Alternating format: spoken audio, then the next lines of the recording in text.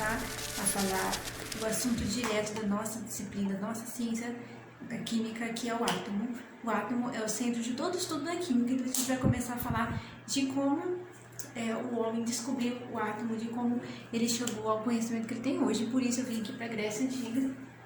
Estamos aqui na Grécia. Nós vamos falar do filósofo grego Demócrito, conhecido como o filósofo que ri. É uma longa história sobre o filósofo que ri, a gente não vai entrar aqui porque não é o escopo da química, tá? Mas Demócrito era conhecido como o filósofo que ri. E ele foi o primeiro a falar, pelo menos que se tem registro, sobre as coisas, do que as coisas são feitas. Olhando a areia de longe, Demócrito viu que de longe a areia parecia uma coisa só, a areia da praia, mas quando você chega perto são vários grãozinhos.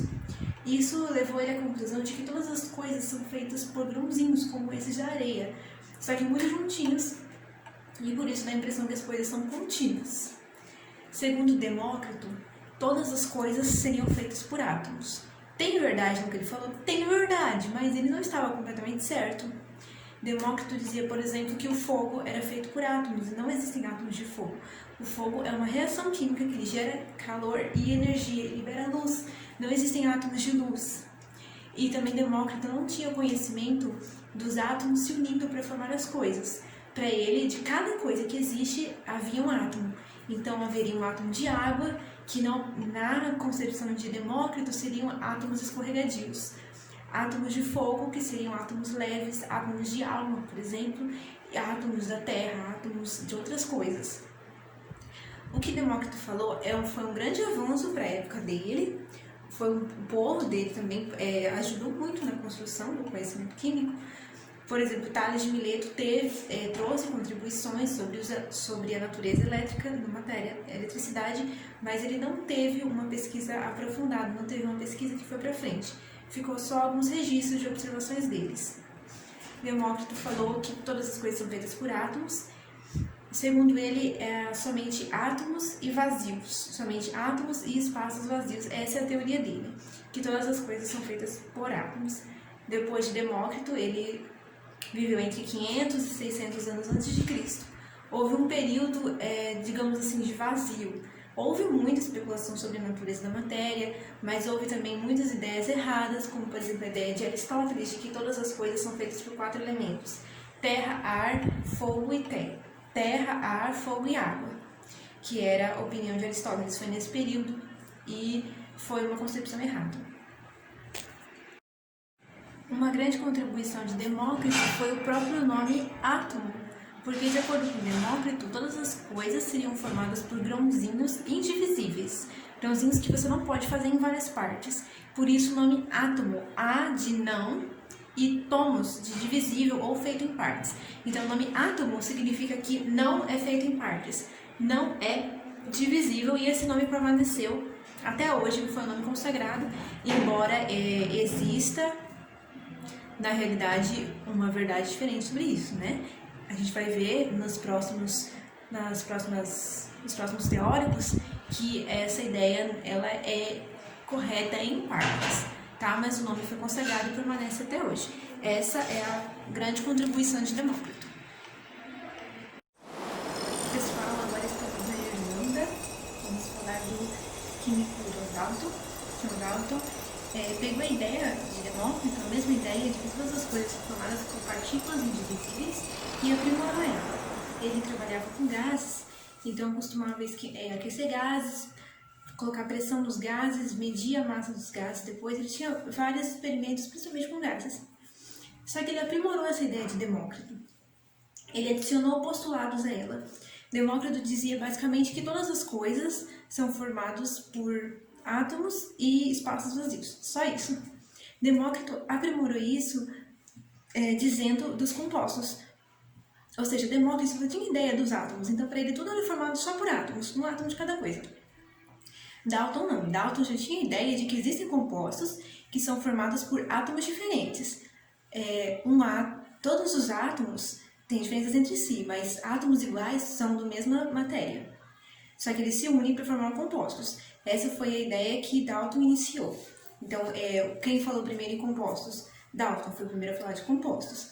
Dalton também postulou que nos compostos a proporção é fixa. O que ele quis dizer com isso, professora? Como assim a proporção é fixa? Por que a gente está falando de proporção? É o seguinte, se eu tenho um composto, água, por exemplo, a água, a gente sabe que são 2 átomos de hidrogênio para 1 de oxigênio. Essa proporção tem que ser fixa, tem que ser 2 de hidrogênio para 1 de oxigênio. Se for 3, 4, qualquer coisa, já não é mais água, é outra coisa. Então a proporção tem que ser fixa. Por exemplo, soda cáustica, NaOH, sódio, oxigênio e hidrogênio. É 1 de cada. Se tiver mais de 1 de cada, já não é mais soda cáustica, já é outra matéria. Essa é a proporção fixa que Dalton falou. Ele falou também que átomos diferentes são de elementos ou matérias diferentes e átomos iguais são de matérias iguais. Pessoal, agora estamos na Inglaterra para falar de Thomson. Joseph John Thomson é um químico inglês que trabalhava com eletricidade. A época de Thomson era uma época que a eletricidade, digamos assim, estava na moda da ciência. Era o estudo da ciência, estava todo mundo sentado na eletricidade. Galvani descobriu a pilha, Faraday fez uma gaiola lá cheia de eletricidade para provar que você não levava choque por dentro. Foi o boom da eletricidade. E Thomson trabalhava com isso e percebeu existirem 2 forças elétricas, uma oposta à outra, uma positiva e uma negativa, e que essas forças se atraíam. Já havia esse conhecimento antes, que forças elétricas opostas se atraíam. E Thomson percebeu que o átomo tinha essas 2 forças. E só que ele não se desmanchava. Ele emitia a eletricidade, ele tirava a eletricidade, mas ele não se desmanchava. Então Thomson criou um novo modelo, com esse novo conhecimento dele, que é chamado modelo pudim de passas. O que é o modelo pudim de passas de Thomson? O átomo seria uma esfera maciça, de energia positiva, e incrustado nele várias partículas de energia negativa. Ou seja, Thomson acabou com essa ideia de Demócrito, de Dalton, de que o átomo é uma coisa só. A partir de Thomson, já se tem o conhecimento de que o átomo não é indivisível. Ou seja, o átomo não é átomo, ou seja, não é indivisível mesmo, embora o nome permaneceu. Mas ele não é indivisível, ele é feito em partes. Isso não quer dizer que eu vou dividir o átomo em vários pedacinhos, igual a gente faz com, por exemplo, um pedaço de madeira, você divide em vários pedacinhos ainda madeira. O átomo não. Se você quebra um átomo, você já não tem um átomo inteiro, você tem as partes deles que a gente vai estudar ao longo dessa aula. Thomson também trouxe uma ideia nova de que as reações químicas, durante as reações químicas e a formação dos compostos, os átomos perdem ou ganham elétrons. Isso é uma ideia totalmente nova. Se você for comparar com a ideia de Dalton, é uma ideia totalmente nova, foi uma ideia bastante inovadora e essa foi uma grande contribuição de Thomson. Embora o modelo dele ainda não estava no parâmetro correto, mas ele teve uma grande influência, ele foi muito importante, ele trouxe uma contribuição muito boa.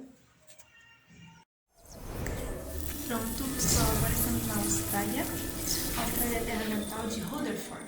Rutherford foi um químico, ele é australiano, mas se naturalizou inglês. Então, todo o estudo dele, na verdade, foi feito na Inglaterra. Rutherford era aluno de Thomson e depois se tornou o ajudante dele de pesquisas, assistente dele.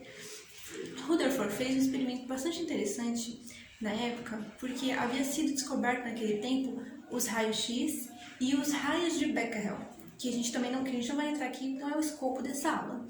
Mas foi descoberto radiação naquela época. Radiação naquela época que era o boom, que era a moda da pesquisa científica na época de Rutherford. Então Rutherford resolveu fazer uma pesquisa com radiação, com os átomos. Ele fez aqui, pegou uma pequena lâmina de ouro, essa aqui vai ser a nossa lâmina de ouro, colocou ela em papel fotográfico. Por que um papel fotográfico? Porque quando a radiação bate no papel fotográfico, ela muda ele de cor. Como se é igual uma revelação de fotografia. Bate a luz ali, ela muda de cor, faz manchas ou escurece. Então ele colocou uma lâmina de ouro. Em volta dessa lâmina, por trás, um papel fotográfico. Então na minha frente aqui vai ter um papel fotográfico. Lâmina de ouro e papel fotográfico atrás. E fez o quê? Bombardeou essa lâmina de ouro com várias partículas alfa, que é uma partícula radioativa. É como se eu fizesse uma bolinha aqui, fazer uma bolinha e tocar no quadro. Ela tem que voltar, né? Mas o que aconteceu? Essas partículas alfa, ao invés de baterem, igual bate no quadro aqui e volta, elas atravessaram, como se eu jogasse uma bolinha aqui no quadro, elas atravessassem o quadro. Pensa que cena estranha que seria jogar a bolinha e ela atravessar o quadro. Foi o que aconteceu com a lâmina de ouro de Rutherford. Algumas foram rebatidas, outras simplesmente atravessaram e outras foram desviadas, mas também atravessaram. Então Rutherford percebeu que o átomo não poderia ser uma bola igual Thomson acreditava, porque embora Dalton já tivesse sido refutado, a ideia de Thomson ainda era uma bolinha cheia de elétrons em volta, mas não podia ser uma bolinha, porque se fosse não teria como atravessar. Não é igual essa lousa aqui, não tem espaços vazios nela assim, aparentemente. Então não poderia atravessar nada por ela, teria tudo que ser rebatido. Mas Rutherford percebeu que não era uma bolinha. Então, o que seria? Ele percebeu que existe espaço vazio no átomo. O átomo, a maior parte do átomo é vazio e o centro dele é denso, é fechado no centro. Então, o que bate no centro, bater no centro vai ser rebatido. Por quê? Porque as partículas alfa, elas têm carga positiva. Então, se ela está batendo no centro, está sendo rebatida, porque o quê? Iguais se repelem. Então, o centro é positivo também. E o que tem em volta? Em volta esse espaço vazio em que está a carga elétrica. É que estão os elétrons, quer dizer. Os elétrons estão em volta, nesse espaço vazio.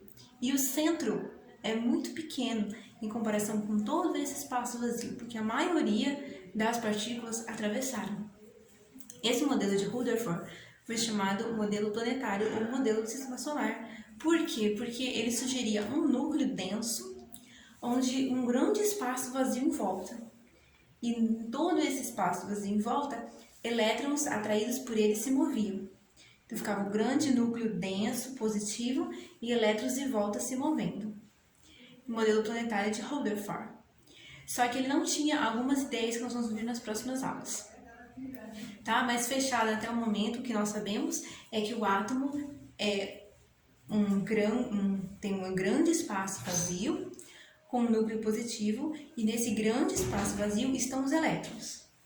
E o que esses elétrons fazem? Esses elétrons saem do átomo para fazer as reações e saem do átomo para montar os compostos. E esses compostos têm uma proporção fixa. Esse é o conhecimento que nós temos até hoje. Até agora, Rutherford. Na próxima semana, nós vamos iniciar de Rutherford pelo aluno de Rutherford. Se Rutherford foi aluno de Thomson e fez essa contribuição, agora na próxima aula a gente vai ver a contribuição do aluno de Rutherford. Ok? Fechado o primeiro ano.